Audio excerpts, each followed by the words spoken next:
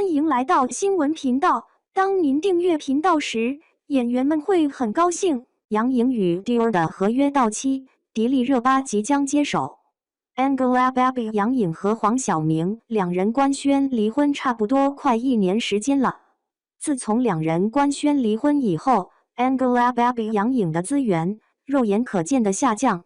特别是在商务代言这块，她1年内损失了不少的代言。在签约了新东家后，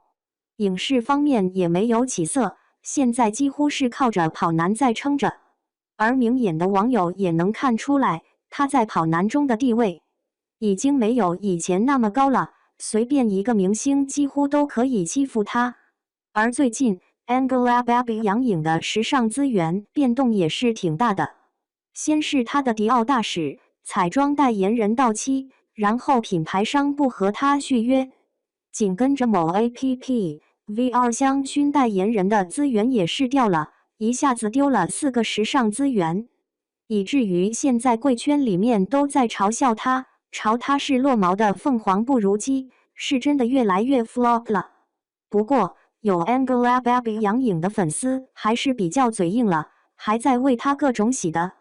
说迪奥家的资源是她主动提出不续约的，所以双方关系还是很好。如果想要该品牌的高定，还是轻而易举的。实话实说 ，Angelababy 杨颖粉丝这种挽尊，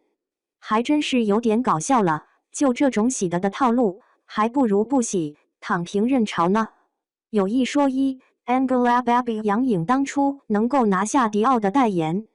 一开始是她的前夫黄晓明从中牵线搭桥的，那时候两人正是甜甜蜜蜜的时候。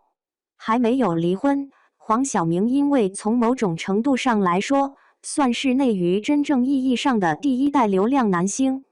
而他在时尚圈的资源也是特别的厉害，于是他也就顺手给自己的老婆撕下这块大饼了。后来，迪奥品牌的大中华区的高层特别喜欢 Angelababy 杨颖，于是他也就顺势在迪奥站稳了脚跟，成为了众所周知的迪奥家亲女儿。各种高定礼服只要是她想穿，她就可以随便去穿。不过，因为前段时间迪奥的大中华区的高层发生了大的变动，俗话说一朝天子一朝臣，迪奥大中华区新来的高层对于 Angelababy 杨颖不是很喜欢，因此在她和迪奥的代言到期了之后，迪奥那边就顺势把她给踢了。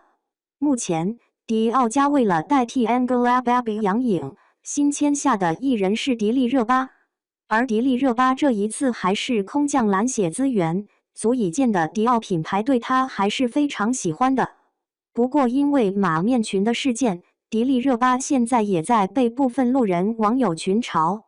至于说 Angelababy 杨颖，她随着这2年逐渐的 flop 下去，以前她引以为傲的时尚资源，现在确实已经不行了。不过 Angelababy 杨颖还是挺精明的一个人，她现在已经在开辟新的赛道，用各种方法和盖圈的人努力打好关系。因为盖圈的人在时尚圈的话语权还是比较高的，估计要不了多久， Angelababy 杨颖还是能够签下新的一线资源的。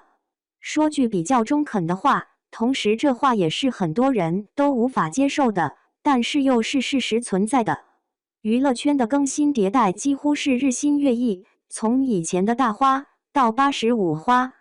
其实随着他们自己年龄的变大，粉丝群体的平均年龄也是越来越大。而时尚资源看重的不仅仅是艺人的年龄，更是看重其粉丝群体的年龄。因为随着年龄的成熟，很多人的冲动消费观念会越来越淡化，甚至很多人没有那么高的消费能力。而90花、95花，甚至00花，他们现在的年龄是正当年，他们粉丝的群体的年龄也是品牌眼中的正当年，于是时尚资源逐渐倾向于他们，